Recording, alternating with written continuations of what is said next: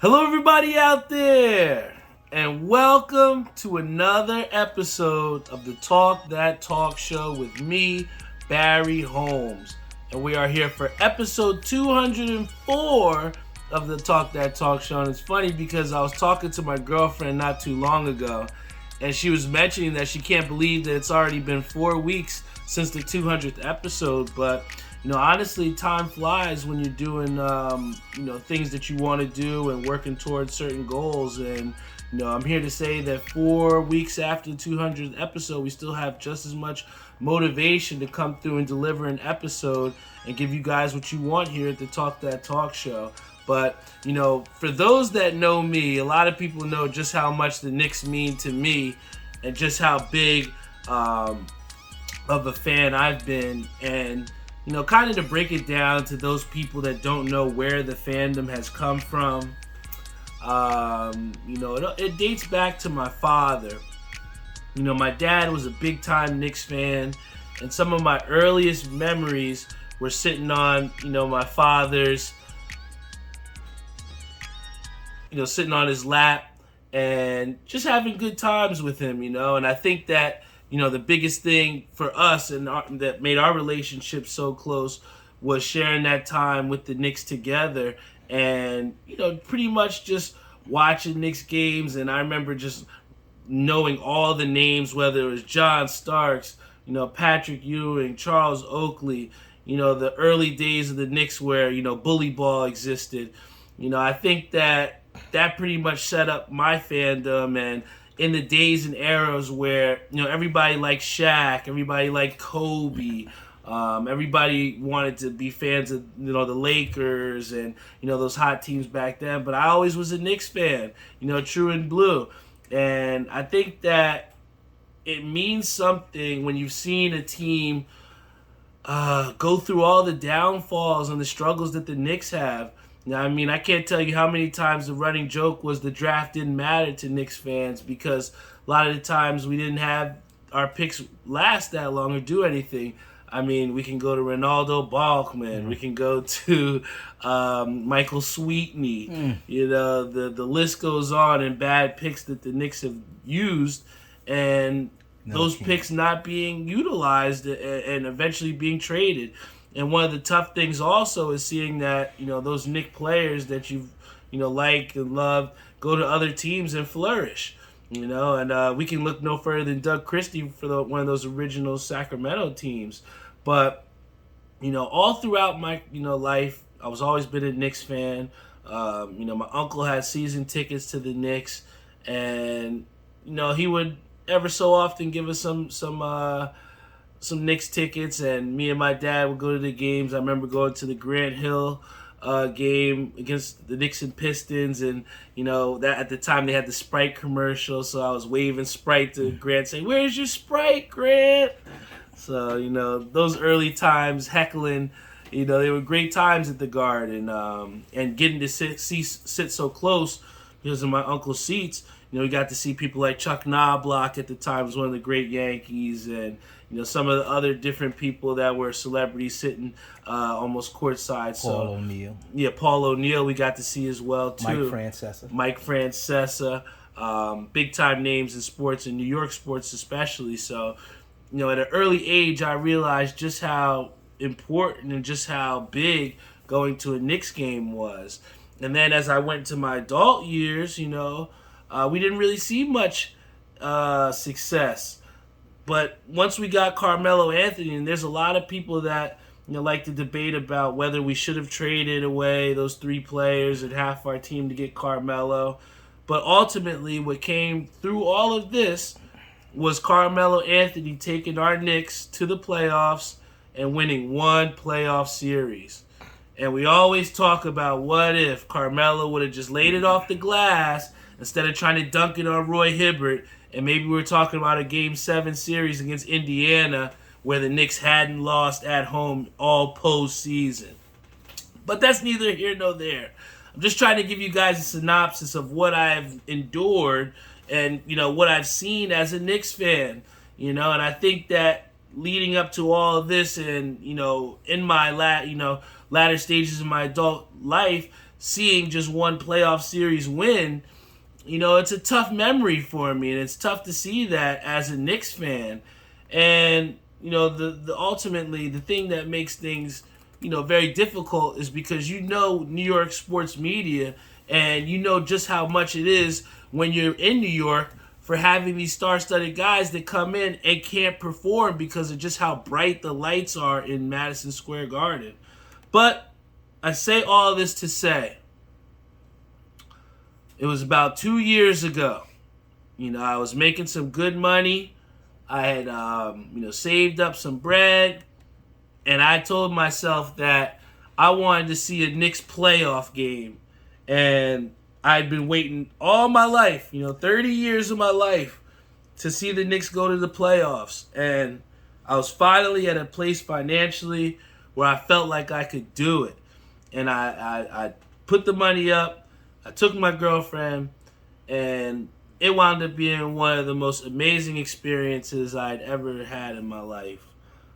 Seeing the Knicks win what turned out to be their only playoff win in that series against Atlanta.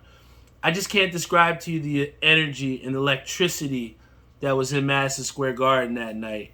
And it's something that even talking to you guys, I get chills in my body. I get goosebumps because, it was just one of those nights where everything just seemed to just come together so well for the Knicks. And if you would have left Madison Square Garden that day, you would have thought the Knicks were going to come back and beat the Hawks. But sadly, what we found out in that playoff series is that Julius Randle was on to something, but he just needed some help. The man needed a supporting cast, which brings us to the end of last season, where Tom Thibodeau was on the hot seat, talking about how he couldn't coach this team, how they digressed. People like myself were willing to give up on Tom Thibodeau because in New York, we want success and we want it now. And I think that that's the biggest thing that was a disappointment about last season, is seeing that we couldn't even make a play-in game last year because of just how much of a hole we put ourselves in early in the season. But at this stage in the game, in this season for the New York Knicks, they did their job at the beginning of the season and made sure that they did not have to play in that play-in game.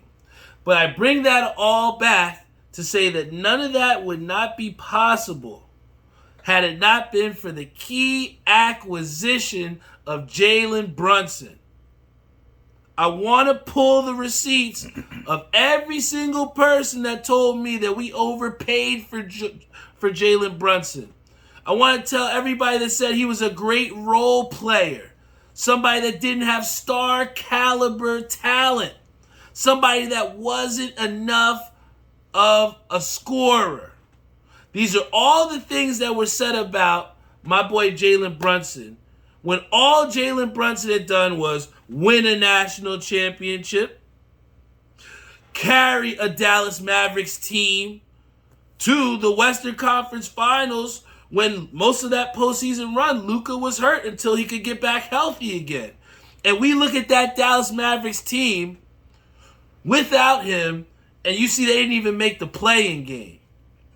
That just goes to show you that it's more than just stats at one point when it comes down to professional players.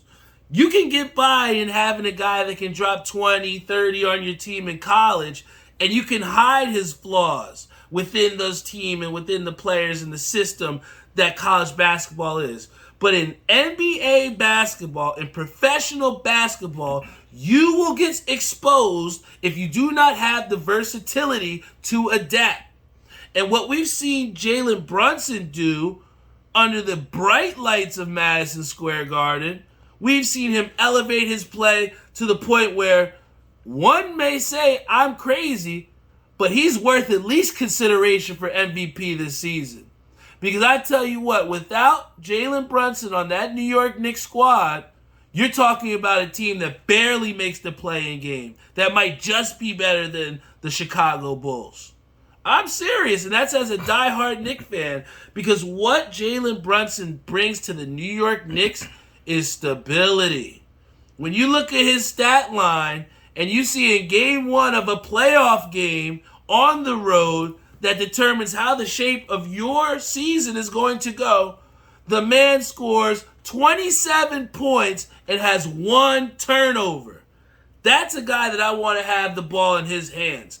And in the last 2 seasons, or 2 seasons before, in the Garden, I watched a Julius Randle struggle so bad that he deferred to Reggie Bullock.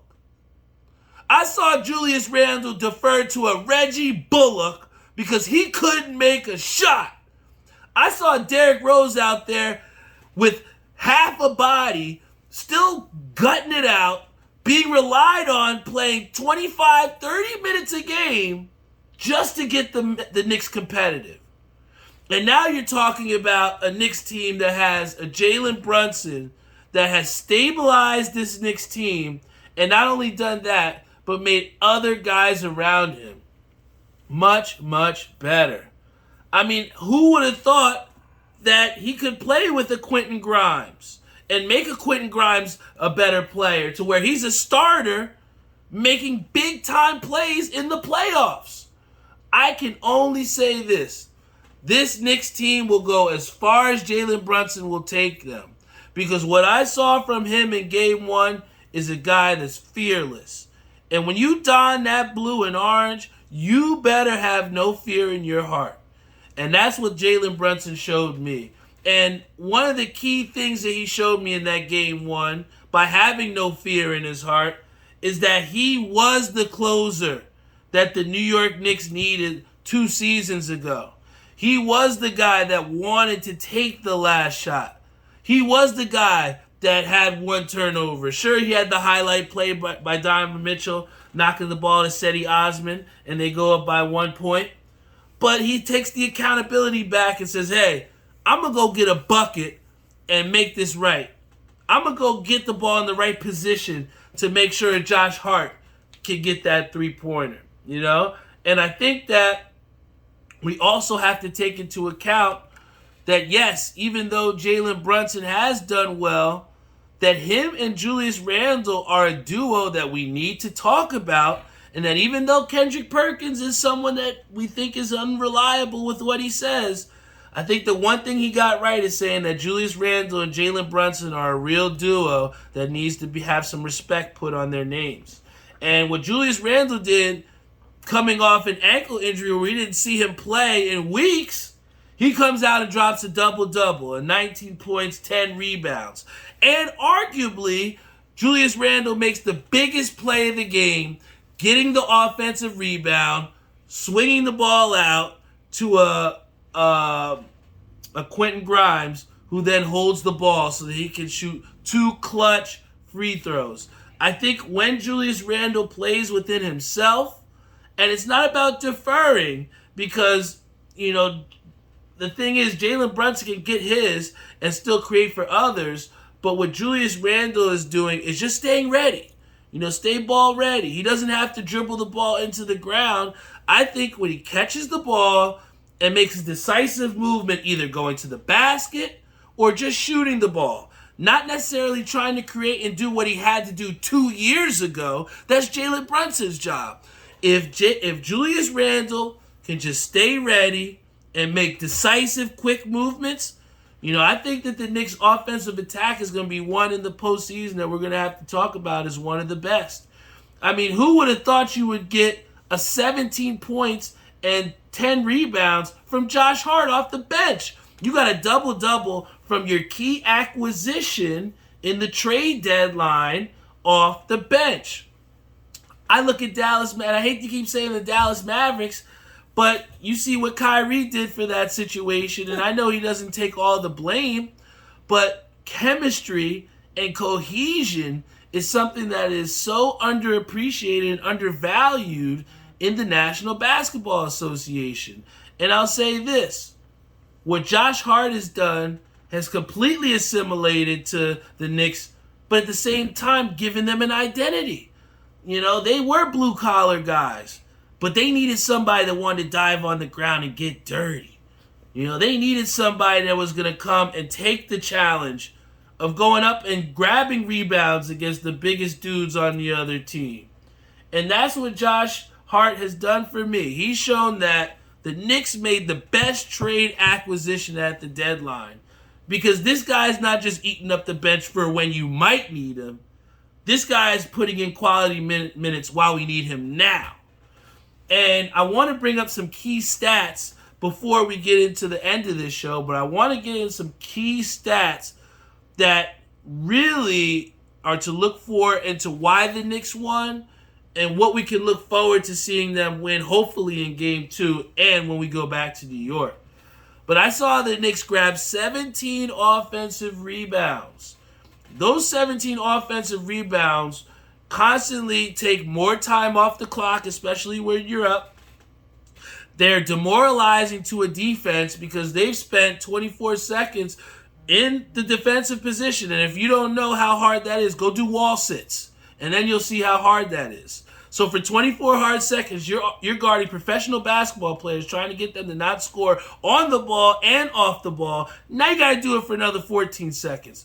That's what happens every time you get an offensive rebound. And especially late in games when you're able to, have leads, this is what helps you to get the advantage and get these key free throws down the stretch so you can close the case and cancel Christmas, And I think another thing that leads into this as well, as far as with those 17 offensive rebounds, when your best guys don't have it, or when they're giving it 110% and they give it all that they have, you need that bench to come in there and kind of pick up the slack, take some of that energy off, and let them work. And the Knicks got 37 bench points from their bench. I'm going to tell you this, that if the Knicks can get over 30 bench points every single game of this postseason, I don't know how many teams that are going to be able to beat the Knicks. Because what you see from this is Tom Thibodeau only really played 4 guys, right? Off the bench. You had a Josh Hart off the bench. You had Isaiah Hartenstein off the bench. You had an Emmanuel Quickley, who was quiet, 0 for 5, But I think the key is the bench players for the Knicks. Even if you had an Emmanuel Quickley who didn't score and the Knicks won a close game, just imagine what can happen when Emmanuel Quickley does turn it on. We've seen this Knicks team not even at their best potential, because for the last 2-3 weeks of the season, we were talking about just how immaculate that Emmanuel Quickley was. And let's not forget about Obi Toppin, who in the limited minutes that he gets, and I hate to say, this is probably going to be the last couple times we see him in a Knick uniform, because he's going to earn himself some big-time money as a wing flyer. This guy is constantly playing hard. He's out on the break, and he's electric at the rim. I mean, that's a dynamic combination there. And I think that, the one thing that I would like to see from the Knicks, and it starts with Julius Randle, and I don't want to say he's the leader because I think that Jalen Brunson is the leader of the Knicks. But I do think that, Julius Randle's that older brother that you need, that when you're getting kicked around a little bit, he comes and says, "Hey, I got this. You want to pick on someone your own size." I think that's what Julius Randle is for the Knicks. Anytime it seems like, they may be sputtering just a little bit, he gives some sort of effort play, not just scoring the basketball, but whether it be, a little pass here, a little pass there, or just a rebound. It's key plays that he makes without scoring the basketball that really makes Julius Randle work. But in the same time of me giving him his praise, I have to say that I don't like the 5 turnovers from him. I think that's why you have to give Jalen Brunson the ball and let him create. I think that when Julius Randle catches the ball and makes a decisive movement, as opposed to catching the ball, dribbling, and deciding what to do to make a decisive movement, is 2 completely different things. And I think that when he's out there, catch, bam, either a jab set or catch, shoot, pump fake, you making quick movements and keep catching the defense off guard. Because when you're dribbling the ball into the ground, it's a lot harder to catch these defenses off the catch.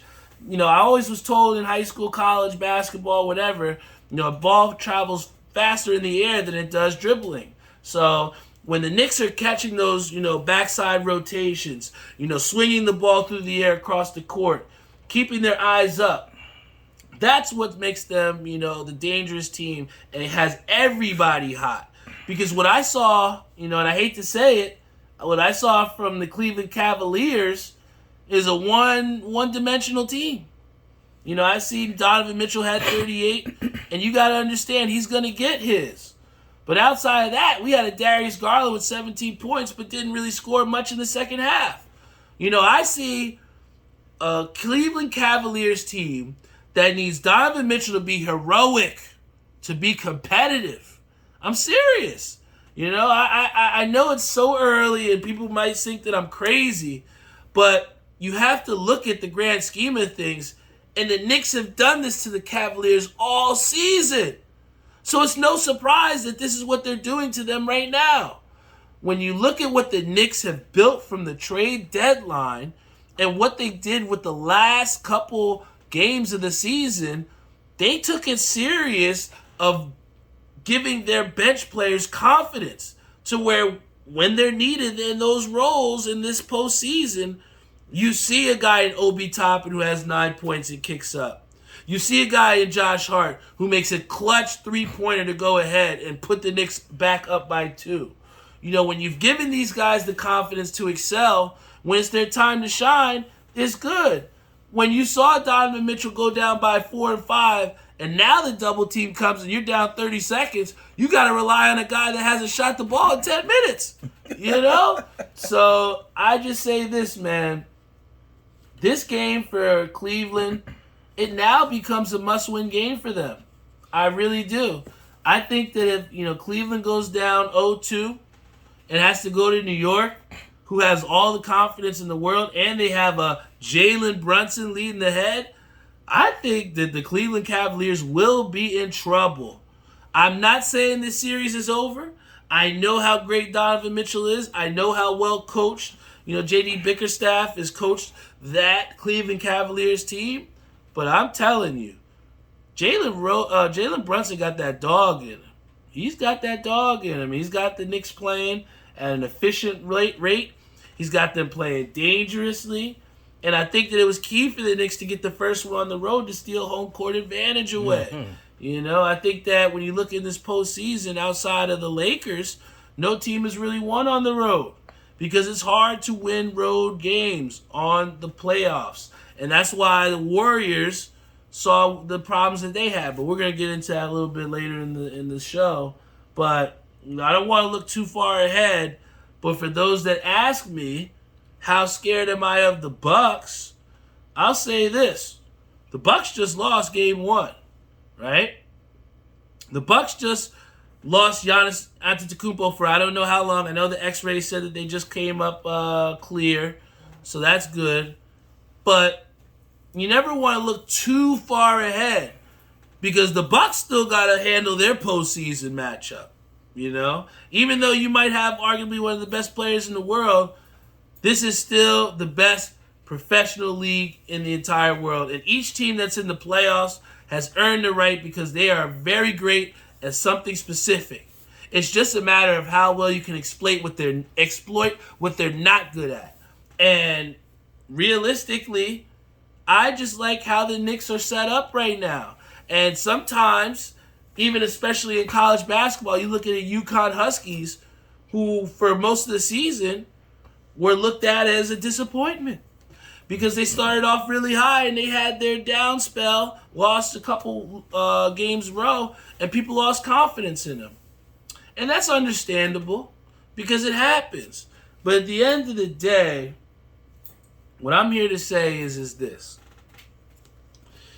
The Knicks have the pieces in place. The Knicks have the cohesive players and the system and a great leader in Tom Thibodeau in place so that what they do doesn't seem predetermined already. It doesn't seem predictable, right?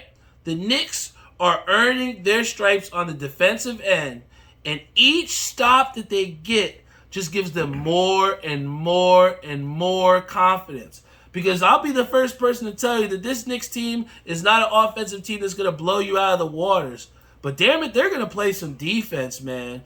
I see a guy in Quentin Grimes who's getting shit on by Donovan Mitchell, but he's still getting in there. He's still getting after it. I see guys in, Emmanuel Quickly who don't score points, but they're still going out there contesting shots to the max. I see a guy in Mitchell Robinson who's making it tough for Jared Allen and these other guys in the paint to where they're missing layups. Jeffy was saying, I can't believe how many layups that the Cleveland missed. But it's the interior presence of a Mitchell Robinson putting his hands up and not fouling, which is key for the Knicks' success. Because once they get the ball for one of the first times ever, they're pushing the ball. Quentin Grimes, if he's pushing the ball. Jalen Brunson, unless it's late in the game and they have a big lead, they're pushing the ball. So, I'm liking what I'm seeing from the Knicks. I don't want to look too far ahead. And one person did ask me, who am I more worried about, the 76ers or the Celtics? I will say, seeing firsthand what the Knicks did to the Celtics on the road, in overtime, in a playoff atmosphere, again, Jalen Brunson had the cojones to close the show. And that's why I'm saying I'll have to say the 76ers worry me a little bit more. I think Joel Embiid is the MVP of the NBA for a reason. And the 76ers just seem to have our numbers sometimes. But hopefully in this postseason, if and when we do get to that point, Thibodeau will make the adjustments to make sure that we can finally get a win against the 76ers. But, before I end the show, the last question I wanted to answer on here that someone asked me, and they said, what is the most exciting playoff series outside of the Knicks that you're watching? And I have to tell you, I really am going to be watching that Sacramento Golden State Warriors series. I think there's great parity in that, in the fact that you have Sacramento, who's super excited to make the playoffs. I think a lot of us remember what those 07 and early Kings teams looked like with a Jason Williams, with Vlade Divac, Chris Webber, Peja Stojakovic. Those Kings teams were exciting. And it's finally good to see that the Kings have their fan base back, and that place was rocking. I thought Madison Square Garden was rocking, but the Kings had me ready to go put on a purple jersey. I can't even lie to you, because when they had that whole light, the beam at the end, it kind of reminded me a little bit of Jurassic Park in Toronto. I love when these small market teams have some success, because it really speaks to their fan bases, and it's amazing, man. It's amazing to see those teams on top. And then you have, on the other side, the Warriors, who everybody's doubting. Everybody sees them as winnable, as a winnable matchup. Coming in as a 6th seed. And they're the defending champions. Even though Andrew Wiggins missed a corner three to have them go up and to potentially win the game, I still think that the Warriors have a lot left in the tank. I think that, again, we talk about the playoffs, and the playoffs exposing what you are least good at, and what the Warriors have struggled with all season is winning on the road. And I think that is where this series gets a little bit dicey for the Warriors, because the Warriors do not have home court advantage. The Kings do. And the Kings have done a great job defending home court. And the Warriors have struggled to win in tough environments, in tough games this season. And I have to say, the Kings are playing physical. They're younger. They got younger legs. And they're just going to make it tough for the Warriors. I still have the Warriors taking this series, but somehow, some way, I feel like Sacramento is going to make me a dummy in about 2 or 3 weeks. But this is the Talk That Talk show. I'm just so excited to be able to bring it back a little bit to where this started for me. And again, I brought a little bit of a backstory for you guys and how this shows, how my fandom came as a Knicks. But, I got to interview Knicks players. I got to interview coaches. I got to really enjoy being in the Madison Square Garden, watching the games from Chase Bridge, and just being a part of that rebuild. And I feel like I was a part of it during those years when they were down. But, to say that we're watching playoff basketball and we have the Knicks to talk about, and we have 30 minutes of content purely based off of the Knicks for those diehard Knicks fans, I think that, I share the same joy that a lot of us share, and that in my entire life, I've never got to see the Knicks win a game one on the road. I've never seen that in my life, and I got to see that. And when I look back on it, I think about what Carmelo Anthony did for the Knicks and how, he was this prolific character for the Knicks and brought them, the validity, brought them pretty much that spotlight in dark times for the Knicks. And what it all ultimately amounted to was one playoff series win. And I want to leave us all with one thought. Here. If Jalen Brunson helps the Knicks to win a playoff series, he has the potential to do more than Carmelo Anthony has done for our entire franchise in 1 year. If that doesn't tell you that Jalen Brunson is worth all the money that he was paid, I rest my case. This is the Talk That Talk show. Talk that talk! I love you all. Go Knicks! Please tune into the Knicks for Go the rest Mets! of the series. Let's go Mets. They got a big-time win over the Oakland A's. Pete Alonso's leading the league in home runs.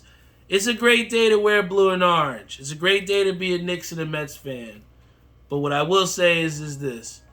I'm locked in on these NBA playoffs. This is super exciting to be watching. Yes. The Knicks are finally able to be talked about in a positive light.